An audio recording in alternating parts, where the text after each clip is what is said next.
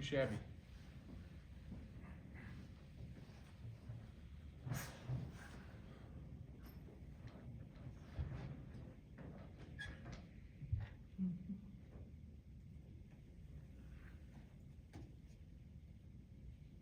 All right, questions for Dylan. We'll start with Chris Neer here to your left. Hey Dylan, so what have you done for your pre-draft process as far as who have you worked with, what have you focused on, how has it gone? Yes, sir. So I ended up, long story short, I had the privilege last summer to go to O-line Masterminds with Duke Manyweather in Frisco, Texas. Based off that, we built a relationship.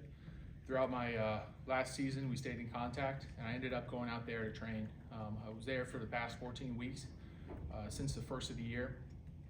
Having some fun training with some of the best offensive linemen in the country, tuning in my craft, my lateral movement, my quick explosion, and I dropped over 27 pounds during that time period. Had a great time training, developing my mind, developing my game as an offensive lineman, and becoming as fast as I possibly can. Trying to turn myself into a track athlete of some sort. Brendan? Dylan, what's some feedback maybe that you've gotten from talking to NFL teams on things that, you mentioned things that you're working on, but what have you heard from them, things they want to see more from you, especially going into tomorrow? Yeah, so tomorrow means a lot for me. I'm able to put on display some of the things I wasn't able to during season, which of course is move my feet, moving laterally as fast as I possibly can, and generally just showing my athleticism. You know, I pride myself on being an athlete. My dad was a judo player back in the day, so I have incredible mobility. That quick twitch athletic muscles I've been building my whole life throughout this process is something I'm really looking forward to put on display tomorrow. Ira? Dylan, what kind of things do you think you learned during your 2 years with Coach Atkins that might help you? Yeah, I think about my personal brand, right? And being my own Fortune 500 company. And at the end of the day, what I put on display here at Florida State speaks for itself. What I'm gonna do tomorrow should add to that story and allow me to reach those goals I'm trying to achieve. All right, we're gonna come to Zoom for a question from Matt Marshall from the Orlando Sentinel. Dylan, how you doing today? Doing wonderful, brother. How are you? Good, good. I want to ask, have you, teams reached out to you about maybe the workouts and things like that for them? Yes, sir. Yeah, I've got a couple teams reach out here locally, and I'm looking forward to hearing from some more teams tomorrow. We're gonna go to Tyler, last row on the right.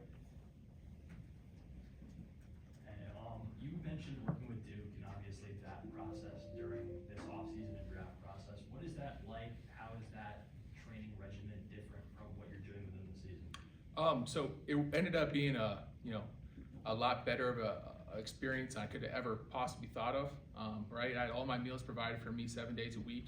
I had access to one of the best training facilities in the country, located at the Star, the Cowboys campus, Sports Academy. Had some of the best trainers, physical therapists, manual therapists money could buy. Trained about 4 times a day, give or take.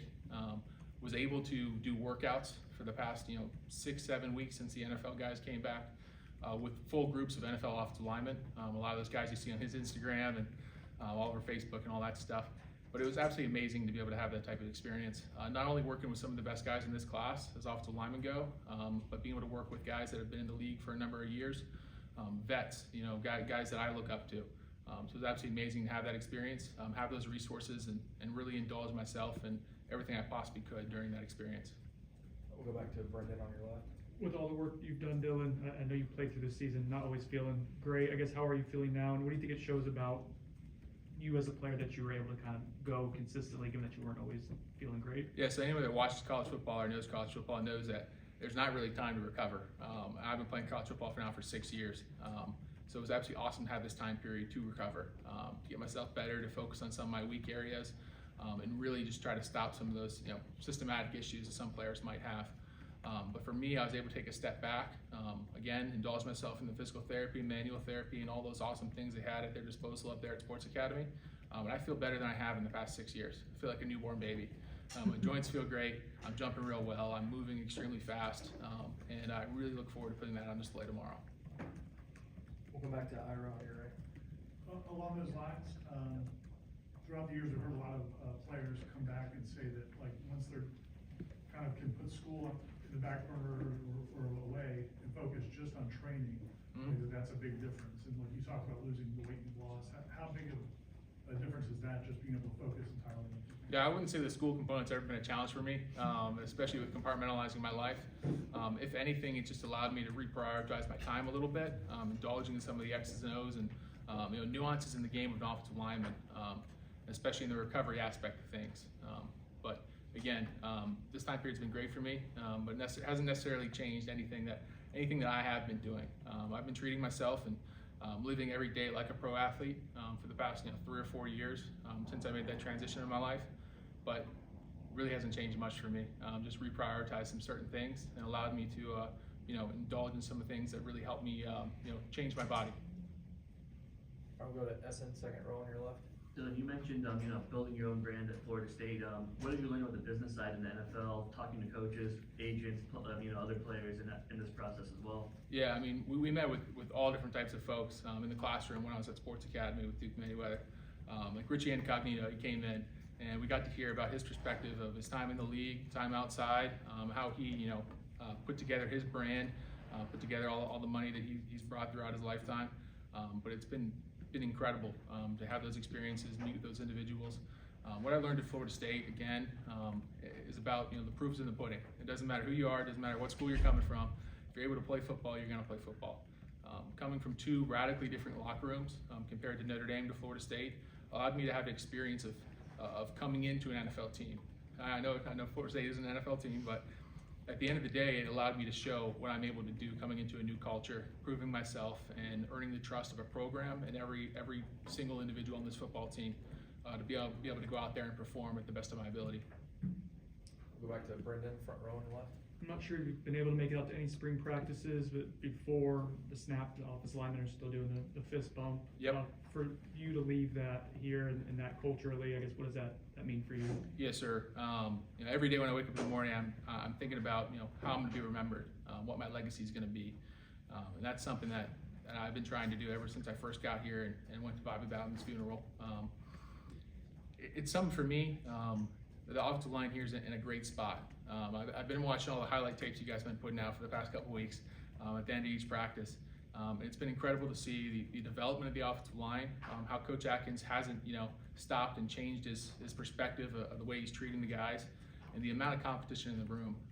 Once you have success like we did last season, it's really easy for individuals to get complacent in every group. From quarterback to running back to the defensive side of the ball to the offensive line. You can have guys that have been brought into positions and just assume they have that position next year. But bringing in the amount of talent that Coach Atkins did, and more talent I'm sure is sure to come here in the summer, it's absolutely incredible what he's done. So I really look forward to watching some more of that competition. I've heard some good things from some young guys, surprisingly, and a lot of the old guys are still holding their own.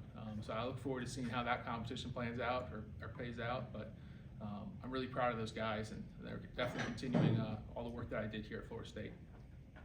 All right, we're gonna come back to Zoom for Matt Murchell. Dylan, along those lines, when you look at where Florida State has been and where it's going right now, you talk about your legacy and how leave the legacy there. What do you think about this program moving forward? Do you think it's back on track, and how big of a part of that you will involve? Yeah, so I've talked about the development of the culture here at Florida State, the ebbs and flows, and what else happened over the past 3 seasons, the 2 I was here and the 1 where Coach Norvell was here when I wasn't. It's been incredible to see the buy-in from the players. And as you start to have this type of success that we've had over the past season, like I said, it's easy to get complacent. It's easy for individuals to fall into jobs that they've already had. And it's easy to try to follow the same stuff that's worked. But I'm really excited to see this football team perform. Not only in the consistency they bring every single day to practice and getting 1% better, but striving for that extra 1%. What's left out there in space. There's an analogy, it's 1 + 1 = 3. There's a little bit of magic in the air here at Florida State, and that's the only way that equation works. So I'm excited to see what happens this season. It's incredible to see, the trajectory of this team, and I really look forward to seeing what they do this season. We'll go to Bob, second row on the right.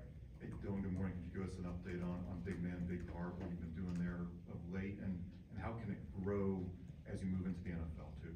Yes, sir. So having the platform that I do have, and hopefully will have in the NFL, will just by itself allow Big Man, Big Heart to grow. But my brother Riley Gibbons stepped up towards the end of this football season. Has really helped me manage Big Man Big Heart, allowing me to focus more time on what I'm doing, trying to play NFL football. And he's done an incredible job recruiting ambassadors throughout the state of Florida, and planning some really exciting events here this summer with the Florida FWC. Feel good? All right, thanks, Dylan.